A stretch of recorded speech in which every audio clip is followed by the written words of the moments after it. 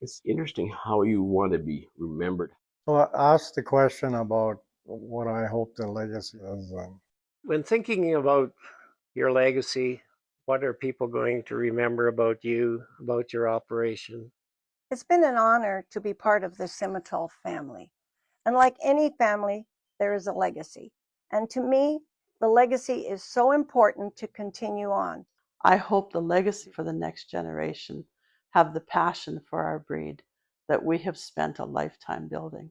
Yeah, I'm Neil Moffat. I have been involved in the Simmental business probably since the early conception of the breed. When the first cattle came to Bar 5, I seen them.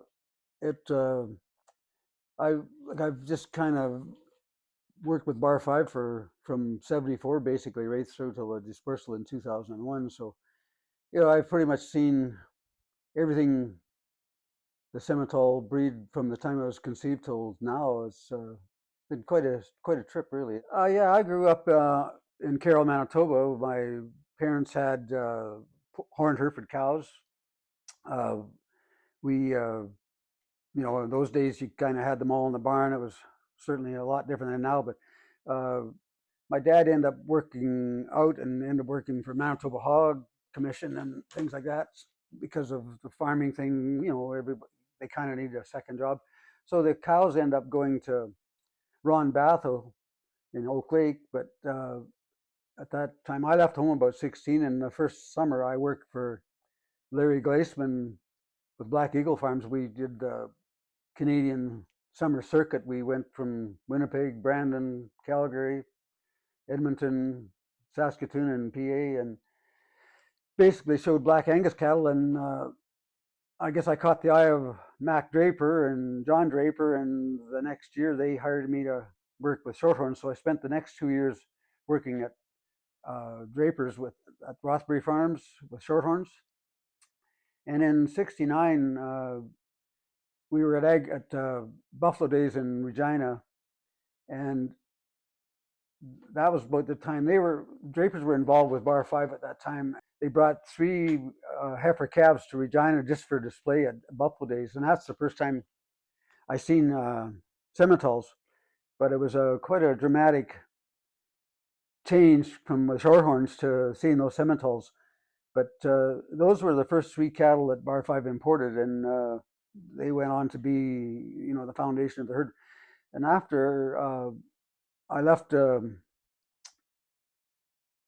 Draper's that summer, and Miles Glaceman and we were down in Denver and that winter, the winter before '69, and we were saying, why are we going home when it's 30 below at home and it's 30 above in Denver? And so we said we're going to go to Australia and New Zealand, and we did the fall of '69, and we're gone for 2 years and came back. And I actually worked in a packing plant for a year until the spring of '74, and I got a chance to work at the Bar 5 1974 sale. And after the sale, basically, Wilf hired me, and the rest is history, I guess, if you want to call it that. I've been at Bar 5 basically after that. I guess one thing that I did do, I started in Bar 5 in '74 and worked for a year and a half, and then I had the opportunity to go back to New Zealand with my wife.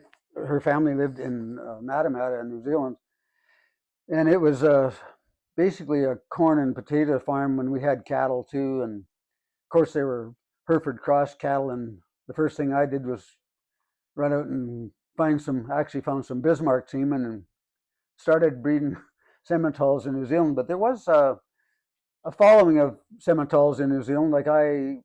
We actually bought a couple of Simmental bulls to put on our cows in New Zealand and things like that. But I mean, the prices over there were nothing compared to here. I remember selling our first batch of Hereford calves that were almost a year old, and we got like $110 a calf. I mean, it was just that way. But I mean, the cattle over there were more of a hobby than anything else, because our main business was growing potatoes and corn.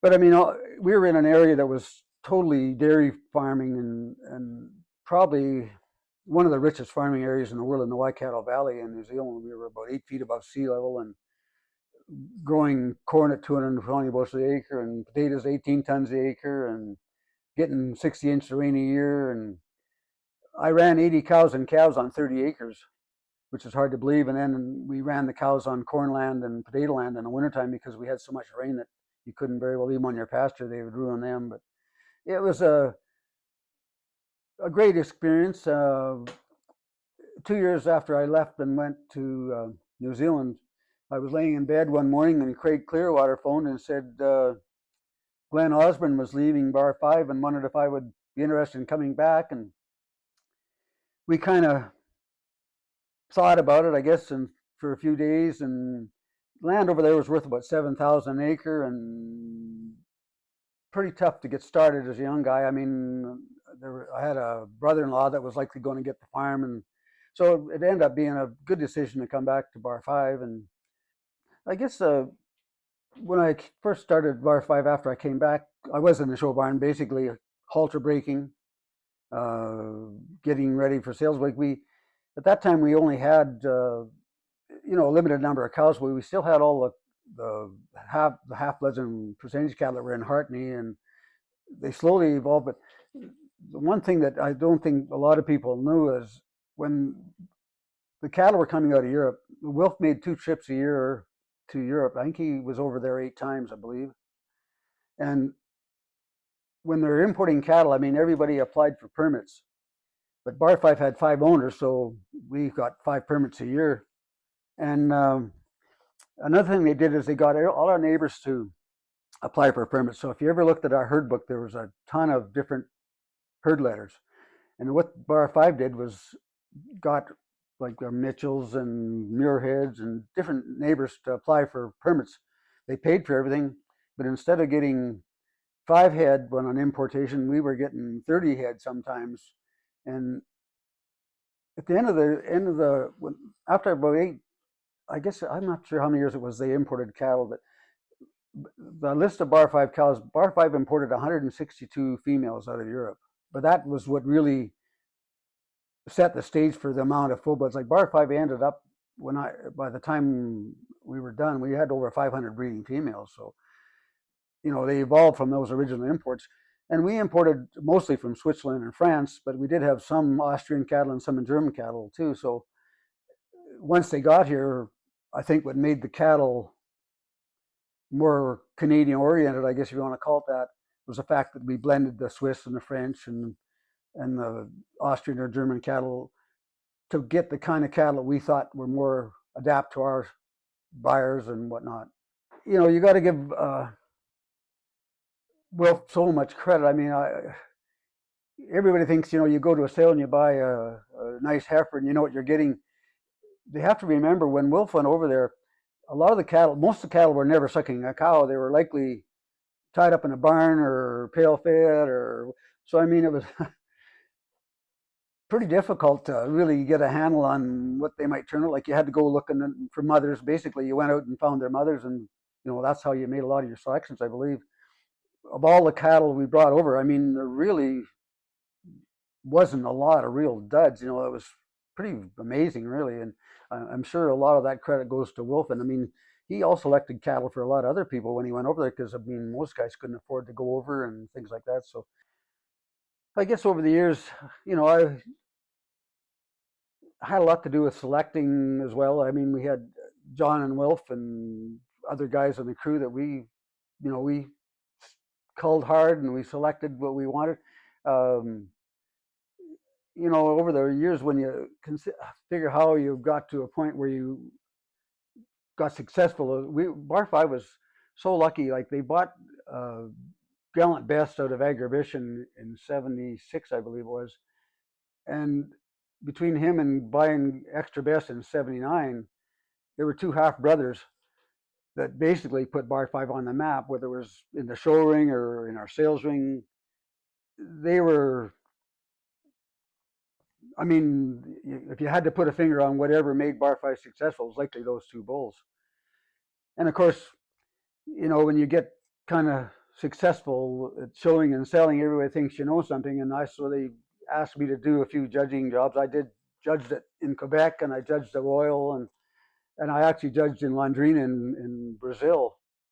Over the years, I mean, things changed so much. I mean, when we started getting more and more cattle, like Bar 5 was never a real, when we first moved here, I mean, all we had was an old hip roof barn and a couple of pole sheds, and we, after 74 sale, everything kind of changed. We built the show barn and all the penning there, and we, of course, with more cows, we needed a bigger calving barn, so we bought a farm up north and had a chicken barn on it. We moved the chicken barn down, and that ended up being our calving barn. It was all insulated, and it was actually quite an improvement for what we had.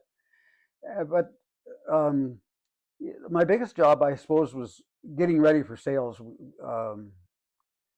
We started out in 74 with only like 9 or 10 full bloods in there, and towards once I got back, we were tying up 50 calves a week most of the summer, because when we went to the sale in Brandon with 130 bulls and females, they were all halter broke. Plus we had we showed all over the place too, and so we were always halter breaking was probably the biggest accomplishment we had. I mean, considering you got that many cattle completely halter broken. I mean, when we had a sale, of course, half the people wanted a picture of the bull after the sale, and none of them had ever had a stick on them, so that was always a challenge. But we managed to get it done. We always had a good crew here. I mean, I'd hate to guess how many different people we had here over the years, but we always had a good crew. And I mean, usually right after coffee break in the morning, that's when we walked out and we had 50 calves standing there with halters on them and tie them all to a fence and get beat up and kicked, whatever. But I mean, over the years now, I've had a hip and a knee replaced because of all the good fun we had at Bar 5, I guess you would say. Some people, I guess, don't know the whole history of the owners of Bar 5, but originally it started with 5 owners, the Drapers brothers, the Gordon brothers, Ross Thomas, Don Mitchell, and Ross Mitchell. That was the 5 principal owners, and they started it. And they all had their different, like Drapers had shorthorns at the time, so did Thomas's. Gordon's had shorthorns, and they went to Herefords a bit. And Ross Mitchell was a feedlot owner, and Don Mitchell, of course, had Klondike Farms, Polled Herefords, a big Polled Hereford farm. And over the years, they got into shallow farms and things like that, irrigation and things like that. And so I think they got kind of separated in some of their ideas how they wanted to do it, and they ended up selling it in 1981 to Elson McDougall, 3MC. He was a Simmental breeder in Drumheller. Elson was a farm boy from Carrierville, Saskatchewan. His wife is Jim McMillan's sister. And Elson was built oil rigs, I guess. That was his main business. And in 1985, Emil Stang from Missouri brought it. And he was just sold a big Pepsi Cola business, so he had some money, and he had a lot of pulled Simmentals in Missouri. So we were trading cattle back and forth even before he bought the place, and then he bought it. But Emil got, he was older, and at the time Emil bought it too, he was the one that we ended up building a show barn or sale barn at the farm site.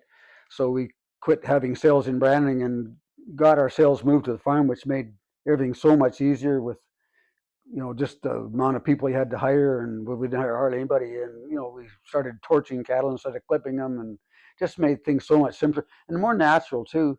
And then Emil, he was older, of course, and in 1990, Ron Noland bought it. Of course, Ron was an engineer from Toronto, but again was a farm boy from Pitchy Butte, Alberta, and had Harkaway Simmentals in Markdale, Ontario. So he incorporated the two, and of course, one of the things that happened with Bar 5 towards the end was we introduced South African Simmentals into our herd, which were part Fleckby cattle. And Ron had found them and got different contacts in South Africa when he was down there working all the time, and he ended up bringing a number of South African embryos and things. mostly embryos we brought up here. Well, I guess it was all embryos we brought up here. But also when the Nolans owned it, we really developed our South American market with embryos, and actually sent live cattle. We always had Brazilians coming up to our female sale, especially, and we exported quite a few live cattle to Brazil, as well as a ton of embryos and semen. So, over the years, it just evolved from each owner had a little different niche, I guess, if you want to call it that. And of course, we had a great marketing team with Wolf and John. And it was just, we were fortunate enough that we had different guys step up and buy the place and keep it going. And every time we had a different owner, we made more progress as far as numbers and more facilities and things like that, and different markets, because everybody had where they came from, opened up a market, especially in Missouri. We traded a lot of cattle in Missouri just because of ammo and things like that. So it was, and of course, Ron Nolan was known long before he came to Bar 5, because he basically had pole cattle. And of course, he brought Enforcer here. We had, his influence was more in the pole end, because we really didn't have that many pole cattle when Ron came. But after he got here, we focused a lot on pole cattle, and of course we raised Paymaster and bulls like that. So it was just an evolution of time. I mean, how things changed, but I mean, hopefully it was all for the good. We had a lot of land down at Shiloh, but I mean, I remember John Draper going down there, and we had 700 cows down there, and he was down there half a day and never seen a cow. He couldn't find them. So, that was kind of a sore point. But we used the Shiloh land mostly for the percentage cattle, and the full bloods all stayed in around Douglas. So, and eventually the purebreds were let go, and we just got more and more full bloods, to the point where we had up to 500 cows towards the end of the run.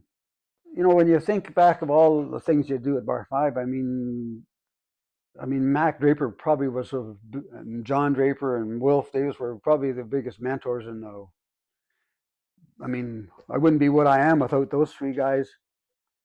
And other than that, I mean, after a sale, I mean, I drove hundreds of miles delivering cattle, and I mean, some of my best friends, I got guys in Texas that I talk to even now. We share stories, and we've been to Texas for holidays. But I mean, when you sell a bull, and then you get to go to the guy's place and meet them and see what they're actually like, and get them at their kitchen table having a coffee, you really find out what people are like. I mean, when you see them for 5 minutes at a sale, you really don't get a real handle on people. But I guess if anything, all the friendships and the people you meet, and I mean, that's what the whole deal was about, really. I mean, the cattle were great, but I think the people were, what the whole industry revolves around, good people. And I mean, the Simmental business is in such good shape, because we've got lots of young people coming up now, and there's still a lot of the old guys kicking around, and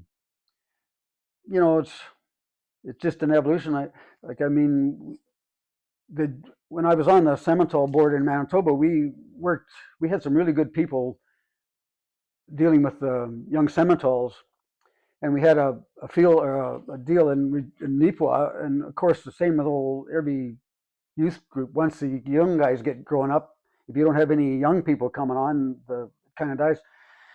So give credit to Lois and Blair McCrae and a couple others, but they've kind of got this junior summers deal in every August in Nipawin. They're getting 150 kids from all breeds, and I think that rather than just having a Simmental deal, to have an all breeds thing, to get these kids all involved so they don't get so stall blind with one breed and things like that. It's so important. And I mean, a lot of credit goes to Lois and Blair on that. I mean, they've done a pile of work, and this year they had over 150 kids at it. Well, that's pretty amazing, really. I guess the highlight of every year, of course, was our Bar 5 bull sale in Brandon.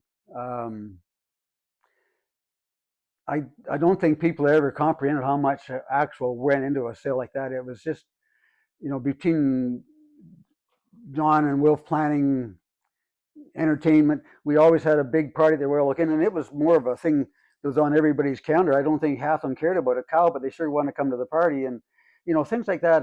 And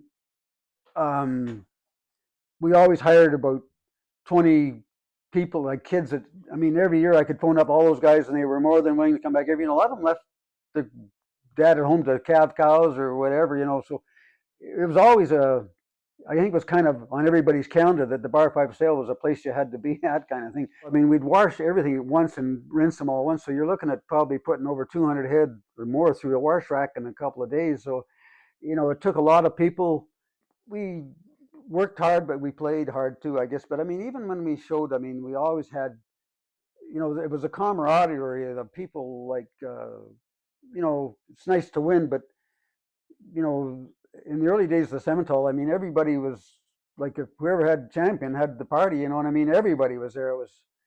It was really a people business. I mean, and a lot of the people that got into the Simmentals were first-time cattle people, but at the early parts of the Simmental industry, I mean, it was exciting. I mean, it was just, I don't know what you compare it to, and I don't think you'll ever see it again. In 07, I sold all my purebred cattle and with Archie Landry and Craig Gibbs when they were dispersing, and I strictly went to commercial because I was gone. I was driving a truck at the time, and Joan was nursing, and so it was just one of those things that we decided to go commercial. And also going commercial, I boarded cattle for McRae's, so I managed to get some pretty good Red Bulls. Like they had a bull called Tennessee and a bull called Marksman from Barry Labatt, and a couple of Johnny Cash they raised themselves. And I got a bull every year I got cows, so I kind of made it a little easier for me, so I never had to buy a bull. But after my herd got a little bit bigger, I started digging into my OEI tank, and I got some Bar 5 semen out and raised an extra best grandson. And presently I've got an administrator son that I'm using now, and I've got a VIP son that I've got. And I just kind of never fell into the black and red thing, I guess, if you want to call it that. I prefer bigger cattle, and I still an old diehard full blood guy, I guess, if you want to call it that. But it's I guess at my age, I guess I can do it what I want. If I go broke, I go broke. It don't really matter.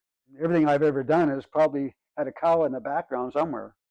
But I mean, it's I wouldn't trade it for the world, really. And I mean, right now we've got a small farm, but every morning my wife Joan takes the dogs and goes for about a 2-mile hike. So she can't do that in the city, and I'm afraid we're going to be here for a long time yet. I guess when you ask me what my legacy is, I would hope to think that people appreciated my friendship. I hope that I did something for the Simmental business as far as improving it. I think when you, as a breeder, you are always trying to improve, and I think we did that. But at the same time, I do think that I hope I left an imprint where people appreciated not only what I did, but what Bar 5 did. And after Bar 5, I mean, I've got my own commercial herd, so I mean, I've stayed with cattle the whole time. I mean, cattle have been my life, really, and so it's been, I guess the whole thing of cattle business is not the cattle, it's the people. I mean, the people we've met over the years, whether it's through Bar 5 or just every hauling cattle. I mean, it's just it's been a great ticket to meet a lot of people, put it that way. I think you just got to appreciate life as this, and I guess that would be probably what my legacy would be, is trying to be a good guy and have just lucky to have a great family and things like that.